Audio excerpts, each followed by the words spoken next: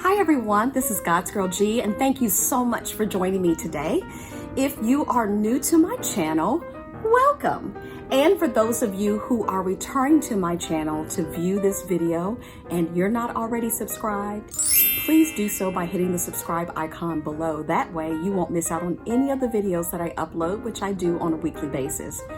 And if during the course of this video you hear something that you like, click the thumbs up, comment below, or better yet, share this video with someone who you think would benefit from this information. With that stated, let's get into today's discussion. Have you ever gone to the grocery store hungry? You have. And what usually happens? Right. You don't make good decisions because you're just so hungry. Things that would not normally be appealing to you because you would have a full stomach, all of a sudden look good. Well, guess what, y'all? Dating is the same way. When you are hungry for love and desperate for connection, you don't make good decisions. Or you make decisions from the mindset of scarcity. Instead of asking yourself the question, what's good for me? Or is this person truly good for me?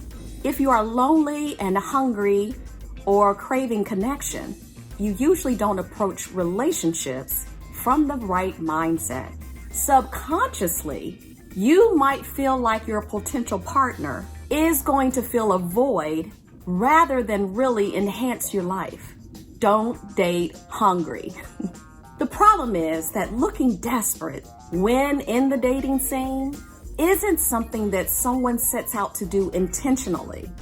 Usually people don't realize they're doing it until the person they're dating sits them down and ends the relationship, or worse, ghosts them completely. Even then, it can be a total mystery as to why the connection failed. How do you know you're desperate for love? When you focus all your energy on finding love and being in a relationship.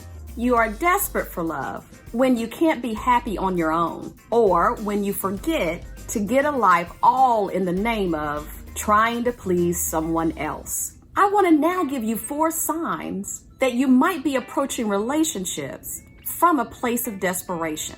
Sign 1, you moving way too fast. When you are desperate for love, you are more inclined to rush relationship milestones, or find yourself in a rebound relationship, or a relationship that you choose too quickly without understanding the lessons learned from the previous relationship. It's been like only one date and you already talking about the future with this person. Now, you're not talking about these things generally speaking, like, I hope to get married someday. No, you're talking specifics, like, I could see myself marrying you. You tell them your deepest, darkest awfuls without even knowing whether or not they're trustworthy. My dad used to always say, you better take your time and get to know the person. Don't be rushing in too fast. Slow your roll. 2, you make dating your number 1 priority. Being desperate for love often means making it a priority, even over self-care and time with friends. This can be very dangerous because it often means you are filling a void with dating and relationships. Without taking care of yourself, body, mind, and spirit, it's nearly impossible to be available to show up fully present for others. Sign 3, you date down. Now, what I mean by this is that you set out to date someone of a much lower caliber than you have in the past or are worthy of. Maybe out of desperation, you settle for someone who doesn't make you feel all the things you are capable of feeling. Or maybe you don't express your needs as you should because you're afraid of being perceived as difficult or being a challenge. Maybe you chronically date down in hopes that your new love interest can be captivated by your higher social status, good looks, income, or intelligence, enough to stay in the relationship for the long haul and alleviate fears that your partner will leave you. Dating down doesn't usually lead to a healthy long-term relationship and is often associated with desperation or issues of self-worth. The 4th sign, you're always available. Whenever they text you, you up, you are. You'll rearrange your entire life at a moment's notice. It doesn't matter if they ask you to meet them at a restaurant 15 minutes before you were going to leave and attend another event. You're a Walmart, a 7-Eleven. You're available 24 hours a day, 7 days a week. While your availability seems good on the surface, after all, you're making time for someone. The problem is that it becomes highly likely that you're neglecting your own passions, people, and hobbies. Make time by mutual agreement, not because you're holding out a catcher's mitt for their attention. Nothing says desperate or I have no life like accepting an offer to hang out 5 minutes before the start time when you haven't even heard from this person in days. Come on. So now I'm going to give you 3 big reasons why desperation is not good for you, if you haven't already figured it out. 1, the moment you appear desperate, you lower your value. 2, if you're desperate, you are unable to notice when you're really being treated poorly. And why would you if you're willing to do everything just to be in the relationship? Why would you if you're just so afraid to walk away? 3, if you're desperate for love, you cannot command respect. You can't command good treatment. So now let's talk about how do you deal with this if you're giving off desperate vibes. 1, learn to be confident. Be confident in yourself and the value you offer to people. Confident people are rarely described as being desperate. Now, it's true that your dating experiences can cause you to feel doubt about yourself, especially when men or women pull away from you. But it's during these times when you must toughen your belief in yourself. Spend time with people that make you feel good about you. And while you're at it, check the quality of your thoughts that you have about yourself. And if they are at all negative, change them and then elevate them. Make them better.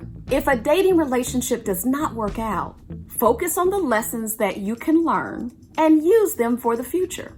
But don't take that failed dating experience as a measuring stick of your self-worth as a person. 2, be comfortable being alone. I know the feeling of wanting to hang out with someone that you're crushing on every single day.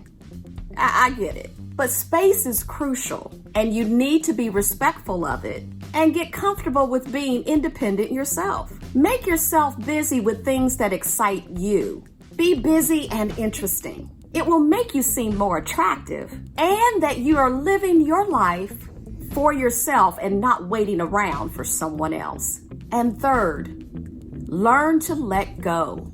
If your happiness is dependent on someone else's actions, then my friend, that makes you desperate. Don't cling to someone who makes you feel worthless. Know when enough is enough and when to move on. Now listen, don't ever feel that you can't live without any one person in the world. Your own happiness cannot depend upon someone else. People in your life may come and go. They may also change. You can't control this. So you shouldn't look for happiness in relationships. You should be able to find happiness and contentment with God and relationship with yourself. Desperation is a state of mind. Your emotions don't have to define who you are. You don't have to be desperate. Do you ever have to feel desperate? Not if you don't want to. So instead of being desperate, be determined. Be determined to believe that you are okay and that your life will be okay, no matter what, and no matter what anyone else thinks.